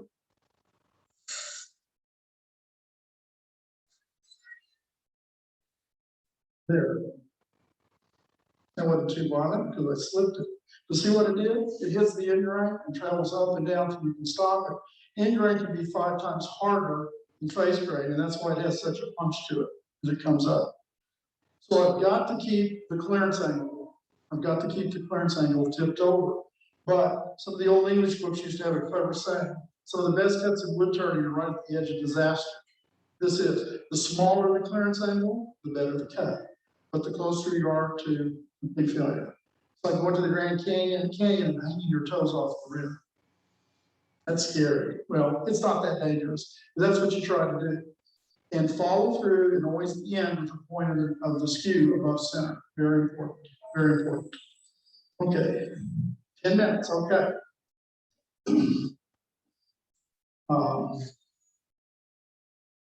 One thing you can do, I should show you this, but you can load and unload safely without turning off the legs.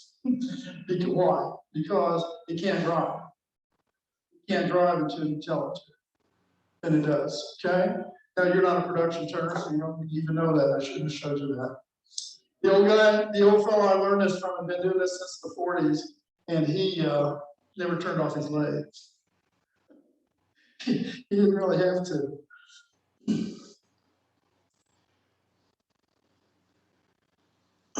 Okay.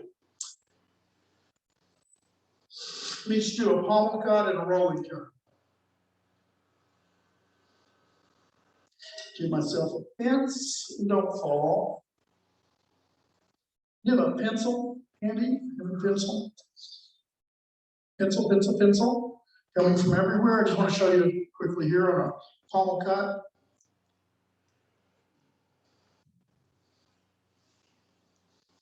Okay, what is a pommel cut? Pommel cut is where you leave a square.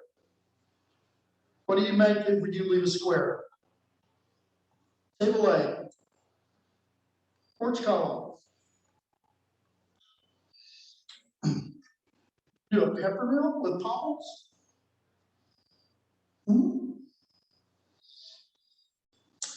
You get a circle. That's an old technique you see on table legs and porch columns. This is called a double pommel, where it comes together to form that. This is in this book I'm working on. This is the skew exercise. These are pommeling. Also, I do door stops, which I'll bring those out if we have time. But pommels are not just architectural furniture turning. There are other things you can make. Here's my line. This is square, that's round.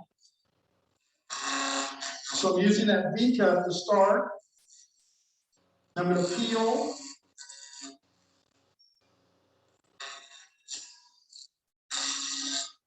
A little closer. Peel, peel. Don't go below. Because what I'm doing with these cuts, it's actually acting as a stop cut.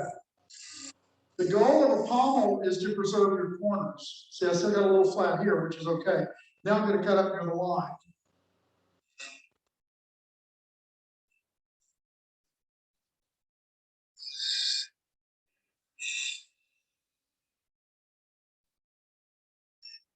This is a square shouldered pommel. 3 types of pommels: square shouldered, rounded, and OG or lamb's tongue. Yep. Actually, what this is, here's my line. It's an excellent exercise in turning a lot of air. Okay. If I wasn't a wood turner, I'd say you can't do this. You got 4 corners that are unsupported as it comes over. Turns out you can. Now, I don't really like square shouldered pommels. They chip real bad, but they are the start of the other 2. Here's a rounded pommel. I'll show you 2 ways to do it: a paint grade and a finish grade. Here's a paint grade. I'm going to use the point all the way through the cut. Okay, that's paint grade. So part of the detail is this little archway, see that? And it changes how far back you come. So if you're doing duplication of pieces or design, you have an end point, you draw another line as your start point. Not too bad. That'll one little step. Here's a finish grade. Better hit that again.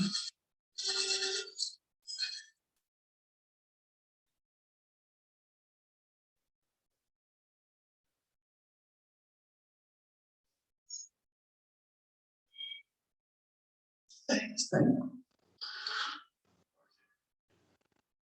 Are you guys do furniture work, any of you? Nobody, anybody? Okay, well, that's a finish grade. So you can tell the difference.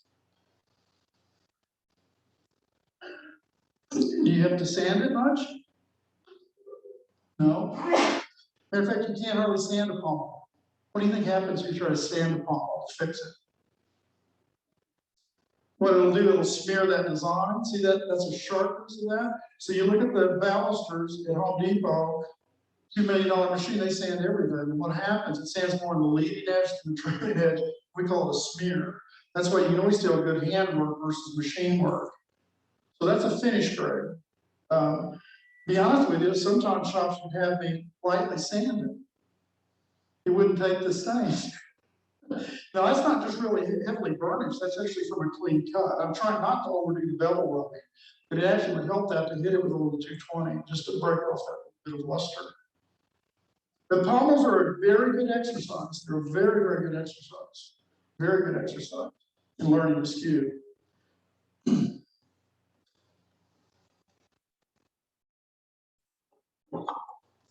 Fine, quickly, I can't.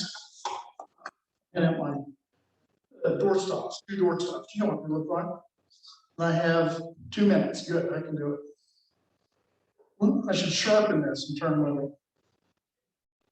Find them. Oh, these are door stops. It's an old production turner's technique. It's excellent because, for one thing, it makes you do a left and a right side of the pommel. You're going to find there's a challenge for the right-hander to do the left side versus the right side. You got to do a little problem solving. You cut it at a diagonal, sand it. If it's going on a wood floor, put cork. Here's one of my favorite details. That is a micro bead in the bottom of a coat. It's a very nice little detail.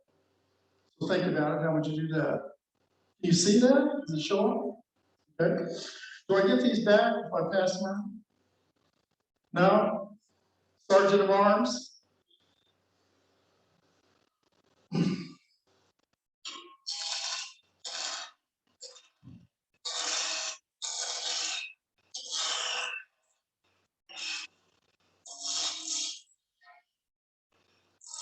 Come on, get it down.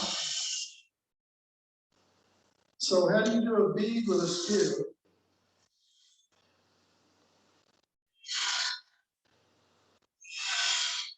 Here, that's how you do a bead with a skew. That's an old production turner's technique. What do you think? Think that would work? I'll trim it up for you. Stop. I can't get a gouge to do that, but I can get the skew in just 2 passes, actually roll a bead, then you move on. That's a very hard way to do a bead. That's not the way I teach it. But I just want to show you what a skew will do. And look at the finish on it. I mean, you get a finished bead, you don't sand it. Here's how I do a bead. Here's how I do a bead. This is how I teach it. Lay it out.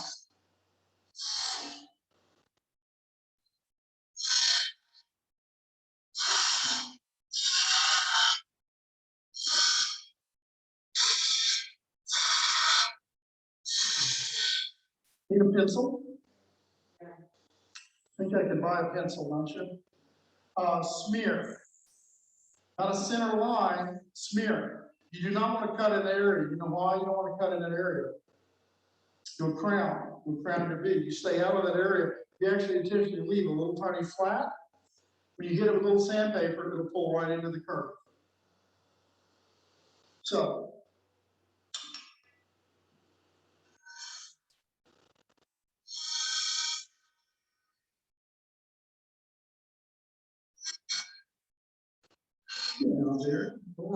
there we go.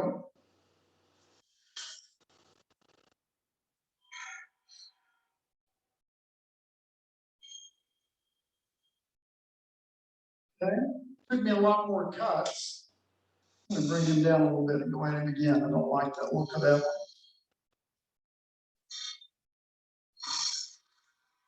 Yeah.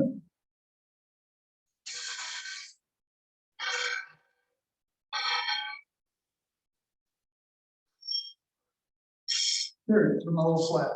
If you do it using the same part you use for the planing cut, meaning above the short point, it leaves a finish like bone.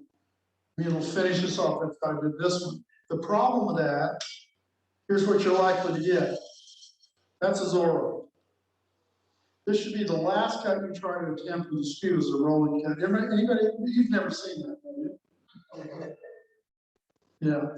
Well, I did that. That's the hardest way to do the rolling. It's called the rolling cut. It's not just for beads. That's for beads. So instead of doing it using the same area you did with a planing cut,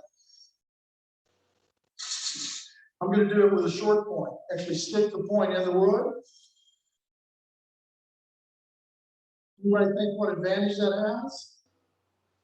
Of actually using the point to fluff up the fibers and get the roll. What would be the plus? No idea. Should we try a reverse seance? You know what that is?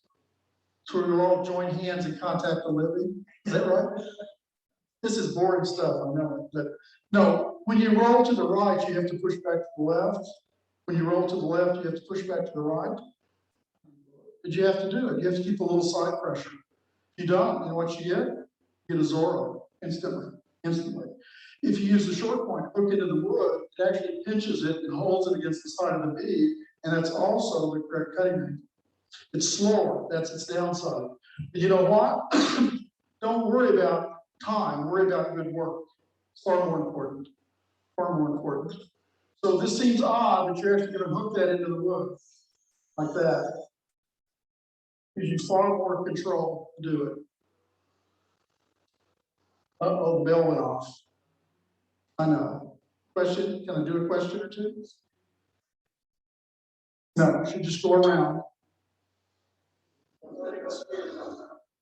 No, it should go around. No, I asked an old guy when I started, I said, what about the speed of the lake? And he thought for a minute. It's just a talk. This is short.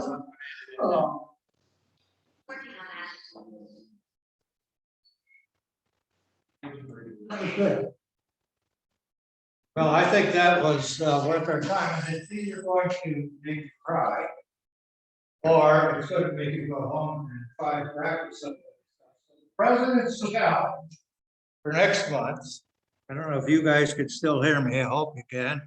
The President's challenge for next month is come in with anything that you've done similar to this, whether, but you've got to do it with a skew. And it could be a door stop, it could be, use your creativity. You've seen several techniques now, and you know, we've got a resident expert. If you got questions, you can always call on Dan. I don't know if he'll ever meet with you because he's a little concerned about COVID, but he might be willing to get online with you with a Zoom or something. And he was there. Yeah, I know. So. Yes. Okay, thank you very much. Yeah.